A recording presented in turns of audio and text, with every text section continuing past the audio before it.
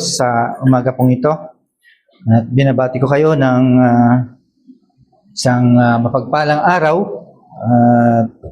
Welcome po sa ating panambahan sa ngalan po ng ating Panginoong Kristo. Balikan po natin ang ating binasa kanina mula sa aklat ni Nehemiah sa chapter 8 verse 1 hanggang verse 10. Chapter 8 verse 1 hanggang verse 10. Bagamat ito po ay nabasa na po natin, nais ko pong tungayan po natin sa ating mga mata para masundan po natin. Right? So, dito ay makikita po natin na kung saan ang aklat pong ito, the time na kung saan ang mga mga Israel ay nagkaroon po sila ng problema sa kanilang kinalalagyan. Tingnan po natin kung ano po ang mensahe na ihahatid at ibibigay sa atin ng Diyos sa araw pong ito. Manalangin po tayo. Aming Diyos, muli po namin nililimos ang iyong biyaya sa araw pong ito sa pamamagitan po ng tulong ng banal na Espiritu na siyang magpala sa mga pandinig ng bawat isa po sa amin. Pagpalaan niyo po, Panginoon, ang aming pag-aaral. Ito po aming dalangin sa pangalan po ni Jesus. Amen. Alright, so dito, alam naman po natin na ang wall ng Jerusalem ay ginawa po ito, ni-rebuild po ito sa panahon po ni Nehemiah. Under his rule ay ginawa po ito. Pero hindi ito ibig sabihin na ang mga tao dito ay na-rebuild din. No? Ibig lang sabihin, bagamat yung kanilang kinalalagyan ay nagawa, pero yung mga tao po dito ay hindi po sila na-reveal. So, that time, ang city pong ito ay secure. They are secure. Pero ang kanilang mga puso, still, nandoon pa rin yung ruin. Na ibig lang sabihin, nasira ang kanilang mga puso during that time dahil sa pangyayari. So, the heart still in ruin. So, it takes 70 years na kung saan ang mga tao ng Diyos ay namumuhay po sila in exile. Right? So, dumami ang mga henerasyon, dumami ang mga kabataan, at lumago ang mga tao without any regular reading of the law. No? Napabayaan nila po yun. Of course, yung kanilang pagsamba, it was decline. Pati yung kanilang pagharap sa Diyos ay nakalimutan po nila. At higit sa lahat, they failed about the knowledge of God. No? Yun yung nangyayari sa pagkakataong pong yun. So dito sa Nehemiah chapter 8, there is something remarkable happen. No? Merong nangyari. Hindi ito military parade or any political celebration. Kundi nagkaroon po dito ng public reading of the Word of God. Kaya si Ezra bilang scribe ay kumuha po siya ng pulpit, stance. No? Kumuha po siya ng kanyang pulpito. Of course, yung mga tao, again, they gathered as one man. Imagine, yung kanilang pakikinig from morning to midday, tanghali. That's why we are doing this, no? Magmula pa kanina hanggang sa hapon o tanghali hanggang sa gabi. At least tayo hanggang gabi ay nakikinig po tayo, right? Pero sa kanila hanggang tanghali po lang. Pero makikita po natin, no? Ang batas o aklat ni Moises ay nagkaroon ng pagkakataon na muli po nilang mapakinggan, nabasa at na-explain sa kanila. At ito ay in-apply nila sa kanilang mga buhay. Kaya itong ating pag-aaralan ay ipinapakita po dito yung panunumbalik No? Ang panunumbalik ay hindi po ito nag-uumpisa sa anumang istruktura na ginagawa ng tao.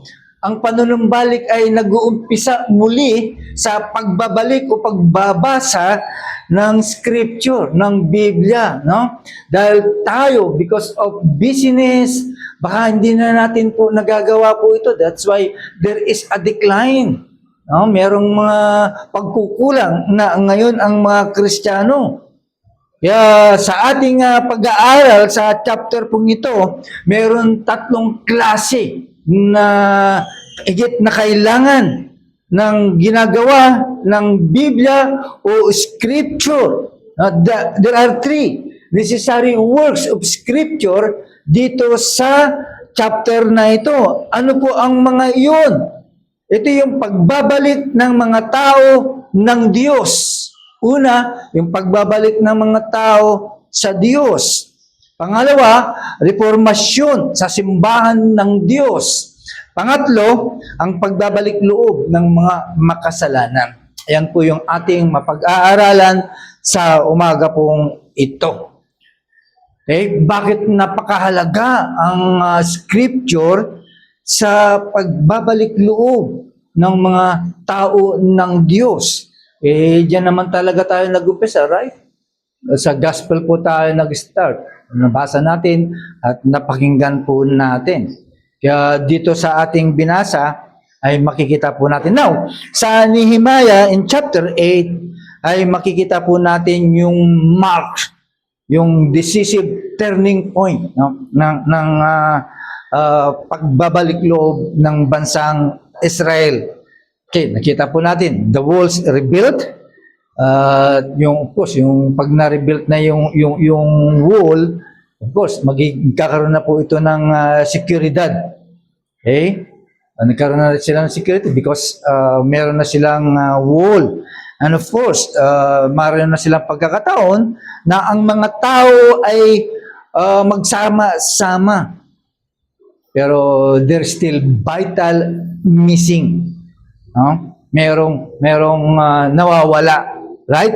Merong nawawala po doon. Nakita natin na there is a restoration external, di ba? Restoration po 'yon, yung panlabas. Pero yung internal restoration, renewal ay hindi. Okay? Hindi nangyayari. Kaya dito natin makikita yung malaking trabaho ng Diyos, okay, na kung saan ay hindi ito nag-umpisa na anumang structure, kundi nag-umpisa sa scripture o sa salita ng Diyos. Right? Sabi po dito sa verse 1, all the people as gathered as one man. Okay? At anong ginawa po nila? Sinabi nila kay Ezra na muling dalhin ang libro ng batas ni Moises. Okay? Ibig sabihin, nagkaroon po sila ng hungerness regarding the law. So, hindi po ito command from Nehemiah or a decree from Ezra, kundi ito po ay tao, yung mga tao mismo ang nagtanong at humingi sa salita ng Diyos. So, anong makikita po natin po dito? Yung pagbabalik loob ay nagkaroon sila ng kagutuman. Ito yung ebidensya ng biyaya ng Diyos. It's the evidence of grace ng Diyos. Kasi kung walang biyaya ng Diyos, ay hindi po tayo magkakaroon po nito. Kaya nung inumpisaan ng Diyos na muling i-revive ang kanyang mga tao, okay? Of course, kailangan i-revive muna. Okay, ang kanilang appetite. Diba? I-revive muna yung kanilang appetite to hear the voice of God. Yun yung una ang nangyari. Okay? Di ba? Kasi kapag patay ang puso ng Kristiyano, maaaring bumaliktad po siya o tumalikod po siya, mas lalo na ang hindi Kristiyano, hindi niya hihingin ang scripture. Di ba? Wala siyang appetite regarding po sa salita ng Diyos. Hindi niya hihingin, hindi niya sasabihin na pakibasa sa akin ang scripture. No, hindi niya po gagawin po yon. Okay? Hindi rin magigising ang kanyang puso. Now, nung ito ay binasa po yung law publicly. Okay? Imagine, from morning, magmula sa umaga hanggang sa tanghali. Hindi ito devotional, okay? Hindi ito devotional, hindi rin ito ceremonial reading, okay? Kundi yung salita ng Diyos ay binigyan ng panahon, binigyan ng oras. Okay? Hindi yung ang tagal naman. Walang ganon. Kundi talagang binigyan nila ng oras, space, at paggalang sa salita ng Diyos. Kaya yung pagbabalik loob, mga kapatid, ay kahit kailan hindi po makukuha po sa madalian. Restoration is never rush. Okay? So, ibig lang sabihin, ang Biblia ay hindi dapat itinitreat as an accessory. Sometimes ganun po tayo. Accessory na yung Bible. No? Dala-dala natin para lang matawag na tayo ay mga mananampalataya o mga talagang religious. Di ba? Isang palatandaan po yun. Kaya sa kanila, hindi talaga accessory po yun. Okay? Imagine, yung mga tao ng Diyos ay talagang sat under the Word. Okay? Dahil alam nila, sila ay mabubuhay sa salita ng Diyos. Di ba? Tayo mga Kristiyano, nabubuhay po tayo sa salita ng Diyos. Okay? Kapag natigil po yan, naputol po yan, mamamatay ka. Mamamatay ang iyong kaluluwa. Pero mga kapatid, ang pakikinig ay hindi po sapat. Sabi po ng verse 7 hanggang verse 8. That's why the Levites was emphasized. Kaya nga, in-explain nila. Okay? In-explain nila yung law sa mga tao. Right? Binigyan po nila ito ng kahalagahan para maintindihan nila ang kanilang mga binabasa. Kaya, ibig lang sabihin, there is a clarity. Ibig lang sabihin na liwanag o ginawang plain ang pagkakaintindi. Kaya ang pagbabalik loob, it requires more than exposure to the sacred word of God. Di ba? Kung gusto mong magbalik loob ulit, ay seryosuhin mo. Ma-expose ka muli sa sagradong salita. Okay? Kailangan po dito ay maintindihan mo kung ano yung mga katotohanan na nireveal ng salita ng Diyos.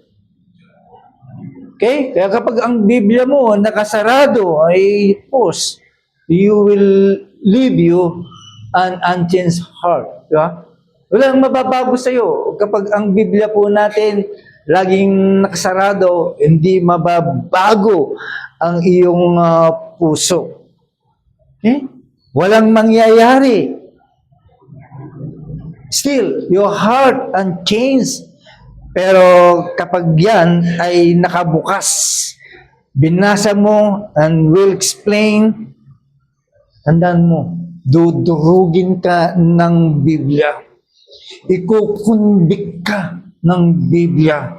I-restore ka muli ng Biblia sa mga bagay na kung saan ay nasadlak ka. Kaya balikan mo ang Biblia.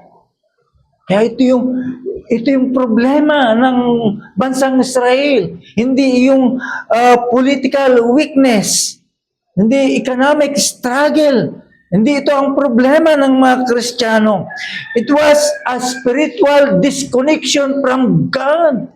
Yan yung problema ng mga Kristiyano. Yung wala ka ng panahon Nagkaroon ka ng spiritual disconnection from God. Imagine, itong mga taong to, they had returned physically to the land. No? Nakabalik sila. Pero they needed to be restored spiritually to the Lord. At yan, tandaan po natin, mga kapatid, just in case na bumaliktad ka o natisod ka, ang pagbabalik loob sa Panginoon ay hindi yan nakukuha sa anumang awitin na napapakinggan mo. Hindi yan nakukuha sa anumang emosyon. Hindi yan nakukuha sa anumang bagay na gagawin mo. Makukuha yan through the faithful reading and explanation of Scripture. Diyan ka muli mag-uumpisa. Wala kang kakayanan, kundi yan ang dapat nating gawin. Di ba? Parang restoration po niyan, parang yung pasyente na nagkaroon ng survival majority tawag nito operation, no? Hindi yan babalik hanggat there is no proper nourishment. Hindi yan ma-restore. Okay? Healing will not follow. Okay? Dahil ang survival ay hindi kaparehas ng recovery, di ba? Na-survive ka pero kailangan mo ma-recover. Kaya kailangan mo ng nourishment to heal. Kaya ganyan din po ang mga Kristiyano. Di ba? You need to return the word. Maaaring makabalik ka sa simbahan, okay? Church attendance, kompleto. Nakabalik ka sa ministry, aktibidades ng ministry, at nagagawa mo yung religious routine, but without the intake of God's word, walang mangyayaring pagbabalik loob. There is no restoration occurs. Walang mangyayari. Salita pa rin ng Diyos. Kaya Scripture, tandaan po natin, ang salita ng Diyos, ang Scripture is the nourishment of our soul. Ganun kahalaga po yan, mga kapatid. Yan ang totoo. Di ba? Maraming mga mananampalataya, they desire healing, peace, and renewal. Pero nalimutan nila yung the very means. Okay? Yung salita ng Diyos na kung saan ay in-appoint para mag-produce ng pagkakataon na tayo muli ay ma-restore. Okay? That's why restoration always flows from renewed submission to Scripture. Pero pagbabalik loob ay kailangan magiging submissive ka ulit sa Scripture. Why? Because kapag nabasa ang salita ng Diyos, na-explain at naintindihan at sinunod po ito, tandaan po natin, God's people rebuilt from the inside out. Magmula sa loob hanggang sa labas. Di ba? Kaya pag yan naintindihan po natin, yan talaga ang mangyayari. Merong rebuild na mangyayari sa buhay ng Kristiyano. That's why Scripture ay mahalaga sa reformasyon ng simbahan ni Kristo. Diyan naman tayo na-reform, di ba? Dahil nag-advance yung knowledge po natin sa salita ng Diyos. Hindi tayo natingga sa doctrine of grace lang, na kung saan ayan yung pinaka-darling ng pinanggalingan po natin. Nag-extend pa. Kaya na-restore po tayo, na-reform po tayo. Di ba? Kaya napakahalaga po yun. Kaya sinasabi po ng verse 9, sabi po dito, when the people understood the word, they began to weep. Bakit? Bakit sila umiyak? Bakit ang mga Kristiyanong ito na nakikita mo naman, matagal namang umaattend ng church, di ba? Ginagawa yung kanyang mandato bilang taong simbahan. Yung mga aktibidades ng kanyang simbahan, kanyang responsibilidad. Ano kayang dahilan? Because their sin exposed. Na-expose ang kanilang mga kasalanan. Na-expose ang kanilang pagkukulang. Their neglect was exposed.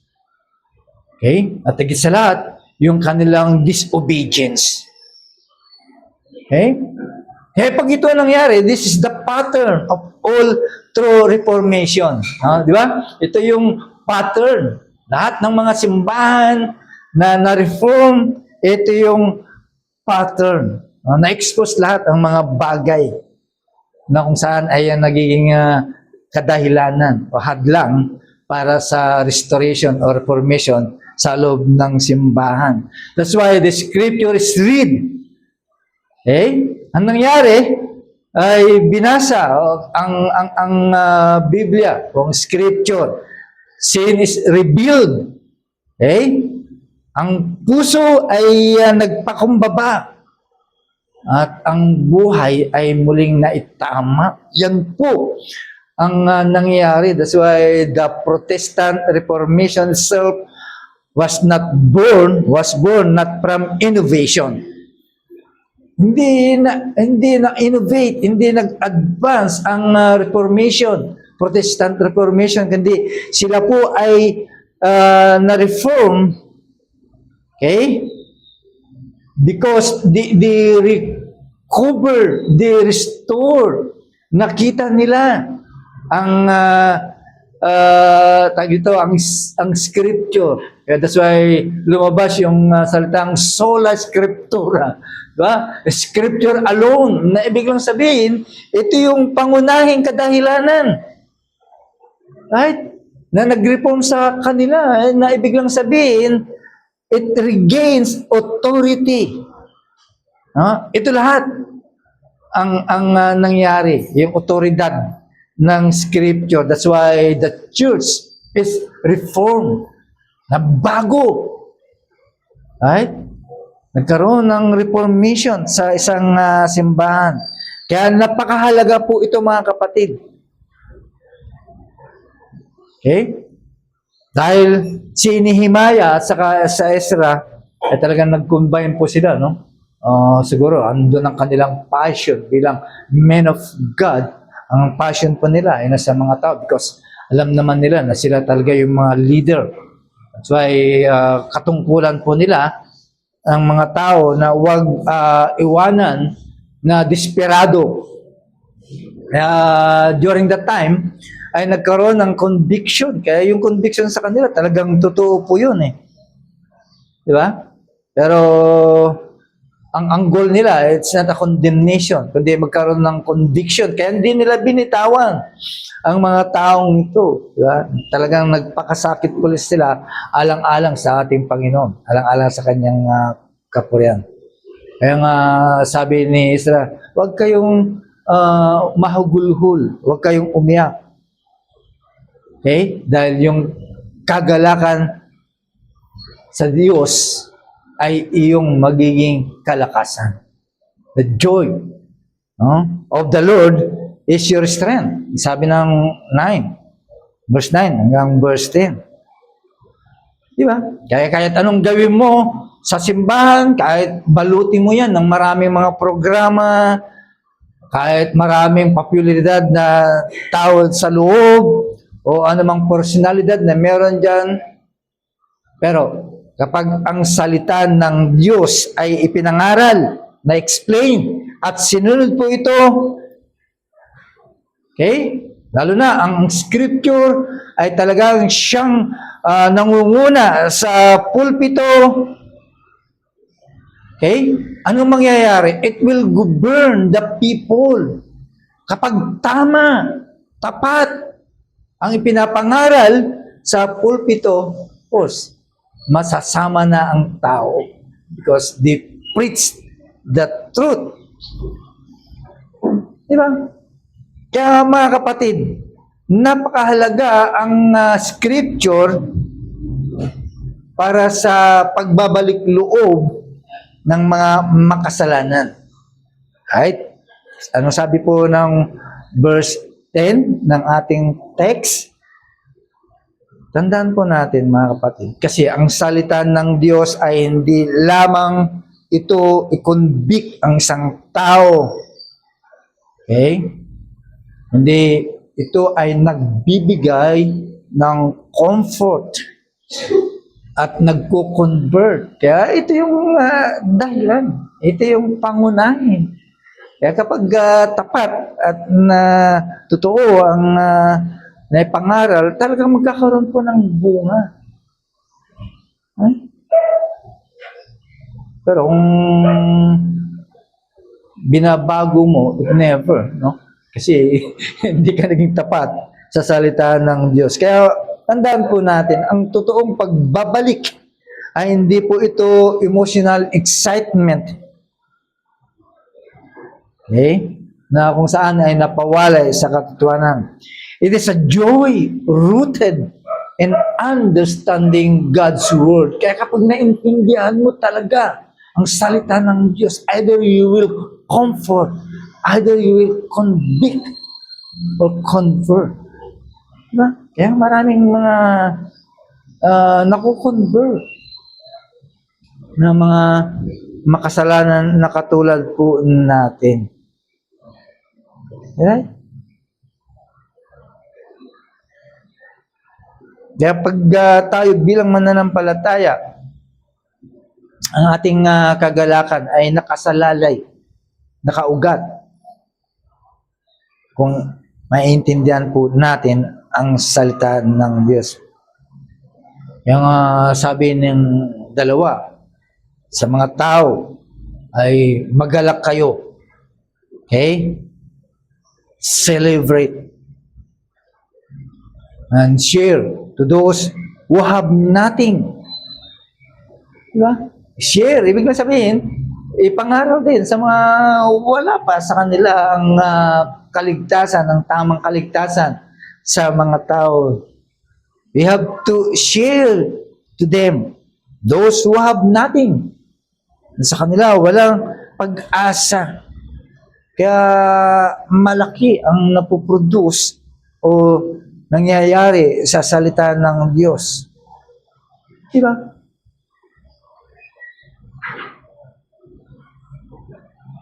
Kapag ang tao ay nakarinig ng salita ng Diyos, okay, magkakaroon po yan ng repentance without despair. Tama yung kanyang pagsisisi. At makikita mo yung kanyang kagalakan. Di ba? It what's happened to us. Na nagkaroon po tayo ng kagalakan without superficiality. Di ba? Yung kagalakan mo, hindi yung pang ibabaw lang, kundi kagalakan mula sa puso mo because nakita mo yung kalalagayan mo. After that, there is an overflowing obedience. Saan ang galing po ito? Because of grace of God. Kaya nagkakaroon ng pagbabalik loob ang mga makasalanan kapag narinig nila ang salita ng Diyos, lalo na kapag naintindihan nila ang kanilang kondisyon. Ba? Nakita nila ang kanilang kalalagayan sa harap ng Diyos, na sila ay mapapahamak kapag wala si Kristo sa kanila. At tandaan mo, once na iyan ay napakinggan nila at naipaliwanag sa kanila, anong mangyayari? They will respond in faith.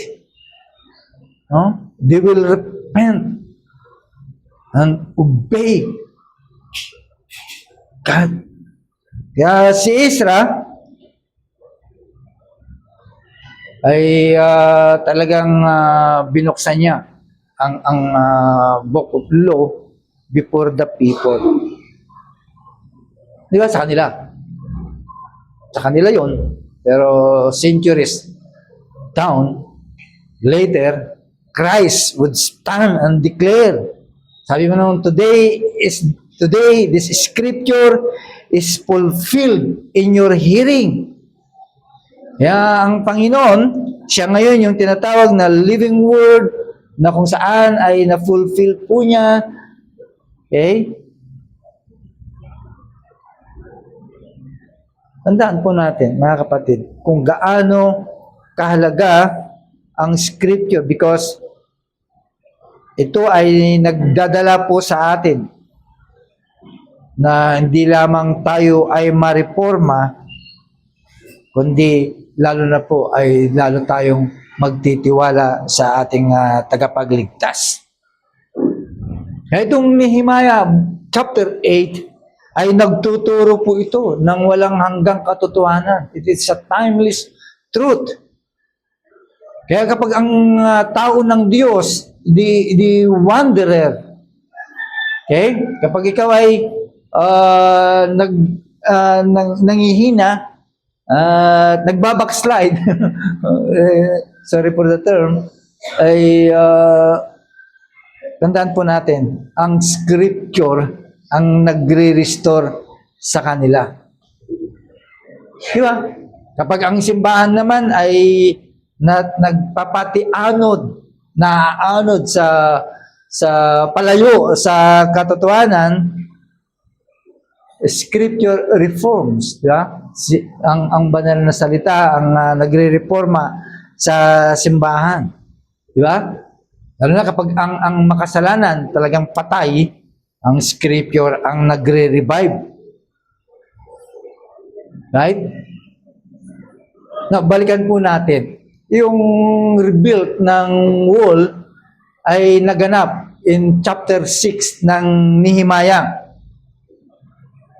Okay? Doon ginawa at na-rebuild ang wall. Pero dito sa verse 8, sila naman, ang mga tao dito, ang muling na-rebuild. Sila yung muling kinumpuni ng Diyos, ang mga tao. Dito sa sa chapter 8, people were rebuilt. Dito sa chapter 8. Di ba? Yun ang nangyari. Okay? Kaya wag nating i-minimize kung ano ang ginagawa ng Diyos. Kaya tandaan po natin, mga kapatid, ang Biblia ay hindi po ito optional. Na kung kailan mo lang gustong gamitin, di ba? Basahin. Right? Kundi ito ay mas higit na kailangan. It is the most necessary in our life. Di ba? Mahalaga po ito. Maaring na-decline po tayo. Maaring nagkaroon po tayo ng katamaran sa pagbuklat ng ating mga Biblia. Okay? Na dati halos hindi natin mabitawan ang ating mga Biblia. Halos yung oras po natin ay nandoon. Pero the moment na kinaligtaan po natin, what will happen? Nagdi-decline po tayo. So it means nakita po natin ang kalagahan po nito. Okay? Sabi nga sa Isaiah chapter 40 verse 8, the grass withers, the flowers fades, but the word of our God stand forever. So dapat makita po natin. Kapatid, paano po natin may apply po ito sa ating buhay bilang mga Kristiyano? How we will apply? Kung sakaling napalayo ka na, wala ka ng sigasig sa salita ng Diyos. Okay? Nanlamig. We have to recover a holy hunger for God's Word. Kailangan i-recover uli po natin. Balikan po uli natin. Yung panahon na ikaw ay nag-uumpisa pa lang at gustong-gusto mong basahin ang Biblia, pag-aralan ang Biblia, now, You have to recover a holy hunger for God's Word. Kaya examinin mo ang iyong sarili sa relasyon mo dito sa Biblia. Examinin mo, ano kaya ang nangyari? Bakit hindi ko na nahawakan ito? Bakit hindi ko na binibigyan ng pansin? We must examine your relationship with the Word. Baka binubuksan lang natin ang Biblia when we feel conveniently. Diba? Conveniently ka lang. Right? Your longing is necessary. Diba? O talagang kailangan mo ito. Kaya check mo natin. Dahil napakahalaga po ito. Dahil ito yung magpapataba ng ating mga kaluluwa. Diba? Kasi kung ikaw talaga ay na-restore bilang mga Kristiyano, ito yung marka na magkakaroon ka rin ng renewed hunger. Diba? Kaya ipanalangin natin mga kapatid na tayo ay magkaroon lang ng panahon sa pagbasa ng Biblia, kundi ipanalangin mo na magkaroon ka ng pusong desire sa puso mo, na i-desire ng puso mo ang pagbabasa ng Biblia. Kaya nga napakahalaga po yun. Dahil sabi po ng New Testament, man shall not live by bread alone, but every word that comes from the mouth of God. Di ba? We have to respond God's word na merong pagsunod na may kagalakan. Di ba? Wag, halimbawa, may sinasabi ng salita ng Diyos. O let's say, you have to repent. Repent. Do not delay. Delay the repentance. Do not delay. Okay? Baka mamaya magkaroon ka ng katigasan ng puso. Baka mamaya kinoconvict ka na ng scripture. Do not harden your heart. Kung ang Biblia ay kinoconvict ka na. Why? Because yung pagsunod mo agad-agad ay ito ang magdadala sa iyo ng kagalakan ng iyong puso. It will bring you a lasting joy.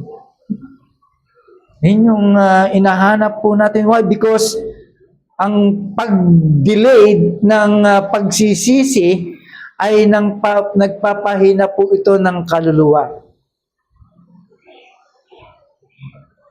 Pag hindi ka sumunod kagad, manghihina ang iyong kaluluwa.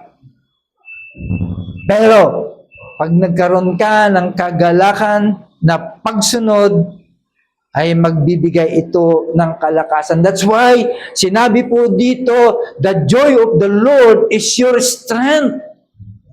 Magagalak ka. Kapag sinunod mo ang salita ng Diyos, mga kapatid, kaya ang tunay na response sa scripture is not just an emotional reaction, but a transformed living. Na merong nagbagong transformasyon sa iyo. Kaya ikaw, na wala pa kay Kristo, lumapit ka. Come to Christ, the living Word. No? Lumapit ka na merong pagsisisi at merong pananampalataya. Kaya yung mga tao dito sa panahon ni Nehemiah ay talaga namang tumayo po sila sa written law. Okay? Talagang tinanggap nila because dito nangyari na ang kasalanan po nila ay na-expose. Pag na-expose ang kasalanan, anong mangyayari? It produce conviction. Nagkakaroon ng conviction po yan. Pero hindi po yun ang kaligtasan pa. Conviction lamang po yun. You cannot save them. No? Di ba? Anong ang pinakita? Ipinakita lang yung kanilang pangailangan. They reveal their need. Di ba? Ganun po tayo. Hindi, as long na ako ay nag-preach sa'yo, ay nire-reveal lang yung kung ano yung dapat mong gawin. Right? Kaya hayaan mo na ang salita o scripture ay dalhin ka sa pagsisisi kay Kristo. Let the word lead us or lead you beyond conviction to Christ. Kasi ang scripture ay hindi naman na titigil sa pag-utos. Di ba? Hindi lang naman tumitigil sa pag-utos sa command, kundi ito ay dadalhin ka. It points to Christ. Dadalhin ka kay Kristo. Right? Dadalhin ka kay Kristo. Kung wala ka pa kay Kristo, okay? Kaya dito, as we close, si Kristo ay siya ay yung fulfillment. Siya yung fulfillment, yung binasa nila, yung law. Yung binabasa ni Ezra, yung law, diba? Siya yung fulfillment ng law. Okay? Na kung saan ang law na to ay ipinakita ang kanilang mga failure. Ganun din po tayo, di ba? Pinakita po sa akin. Pero si Kristo ang siyang magpapakita ng kahabagan ng Diyos sa atin. Okay? Dahil ang salita ng Diyos ay siya ang sumusugat sa konsensya ng mga tao. Pero si Kristo ang siyang nagpapagaling sa kaluluwa ng tao. Right? Para sa wala pa kay Kristo, come to Christ.